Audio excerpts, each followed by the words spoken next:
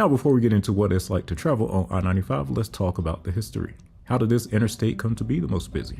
Why was this route chosen? Let's find out.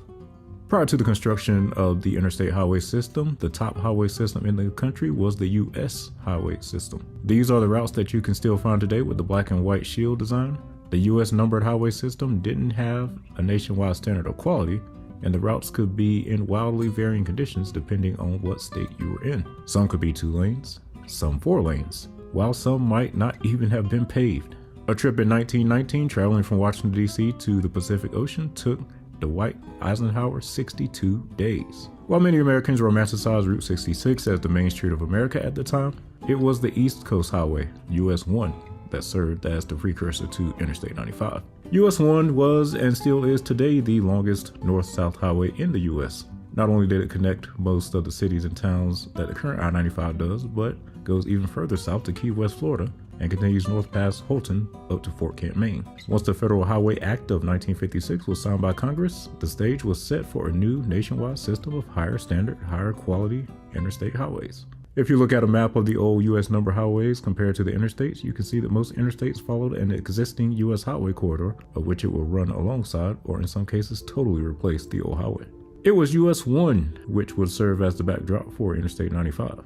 The map of planned highways in 1956 showed I-95 generally sticking to the US 1 corridor, except in the Carolinas and Georgia, where I-95 would take a more eastern path, bypassing most of the major cities in those states. In the Northeast, many parts of what is now I-95 were already built or planned as a limited access highway. In Pennsylvania, there were plans for a limited access highway along the Delaware River as early as 1932.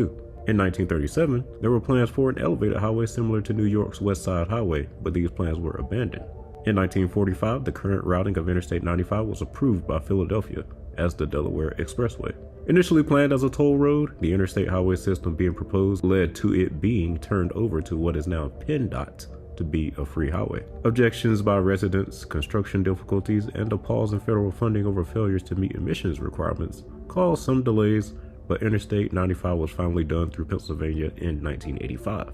Or was it? North of Philadelphia, there was no interchange built with I-276, the Pennsylvania Turnpike. This meant that drivers on I-95 had to continue north to the Scudder Falls Bridge and circle back to the New Jersey Turnpike using I-195 and I-295 to then continue along I-95. This was due to New Jersey's cancellation of the Somerset Freeway, a freeway that was to continue north of Trenton through Somerset County to meet I-287 in Piscataway, and eventually the New Jersey Turnpike near New Brunswick. In 2018, flyovers were finally constructed between I-95 and the Pennsylvania Turnpike, closing the gap in I-95 and finally completing the highway. And the origins of I-95 in New Jersey began in 1942 with the proposal of a limited access highway between Virginia and Massachusetts called the Seven States Highway that was never built. In the 1960s, the approach to the George Washington Bridge was completed, while the routing of I-95 onto the New Jersey Turnpike in northern New Jersey was approved after a proposal to route it further west around Newark and Elizabeth was canceled due to unpopularity among residents, as well as fear from the New Jersey Turnpike Authority that this freeway would have taken traffic from the New Jersey Turnpike. In 1982, Congress canceled the Somerset Freeway, and I-95 was routed down to exit 6 of the New Jersey Turnpike instead. In 1995, Merced County attempted to revive the Somerset Freeway due to the volume of trucks on US 206, but by this point, the estimated cost to build the freeway was over $1 billion, and the state declined this request. And then we have New York, perhaps the most controversial portion of I-95. The origins here begin with one Robert Moses. He proposed the New England Thruway in 1940. The portions of I-95 in New York completely predate the interstate system.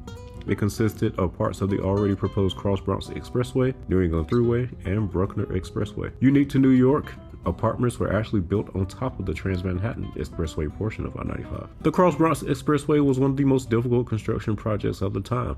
It required blasting through ridges, crossing valleys, and redirecting small rivers, with minimal disruption to the apartment buildings that topped the ridges in the area of Grand Concourse. It also crossed 113 streets, 7 expressways and parkways, as well as subway and train lines, and it also passed by hundreds of utility, water, and sewer lines, none of which could be interrupted during construction. By the time it was completed, The highway contained 54 bridges and 3 tunnels. In Connecticut, I-95 mostly followed the Connecticut Turnpike, which was proposed to relieve congestion on US 1 in the state. In Connecticut, the state was able to deflect opposition to I-95's construction by providing more frequent exits than typically found on interstate highways. These exit points were offered to many towns along the route as a compromise. In Massachusetts, the original plan for I-95 was for it to go through downtown Boston, but public opposition led to its cancellation, along with all other freeways inside of the Massachusetts 128 Beltway, except Interstate 93. Initially, the new plan was for Interstate 95 to run onto Massachusetts 128 to Braintree, run up the Central Artery, and then follow the Northeastern Expressway to Revere.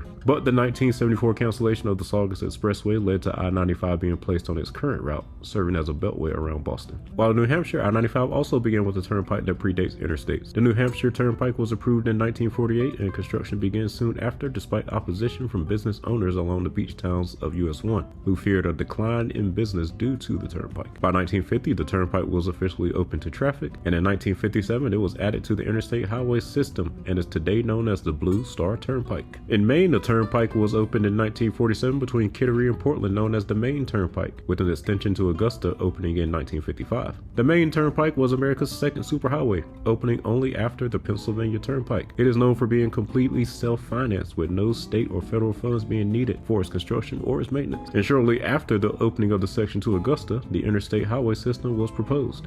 And this resulted in the northern section of I-95 proposed from Augusta to Fort Kent being a toll-free highway built with federal dollars. The northern end was later changed to Holton from Fort Kent.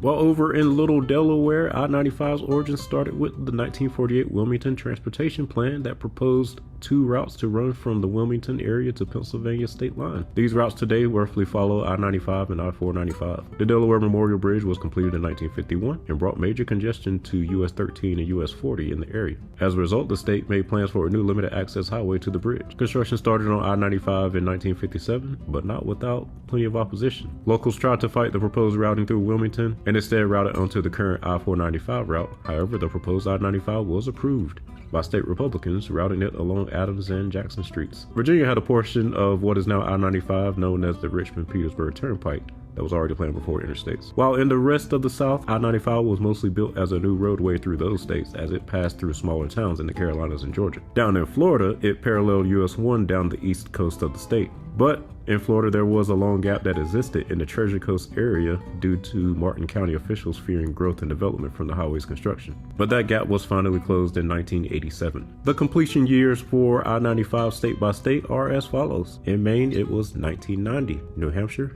1957. Massachusetts, 1974. Rhode Island, 1969. Connecticut, 1964. New York, 1972. New Jersey and Pennsylvania, 2018 with the closing of the final gap. Delaware 1968, Maryland 1985, Virginia 1982, North Carolina 1980, South Carolina and Georgia completed in 1978, and Florida 1987. Now that's one heck of a history, but what does I-95 look like today? What is it like to drive on America's busiest highway?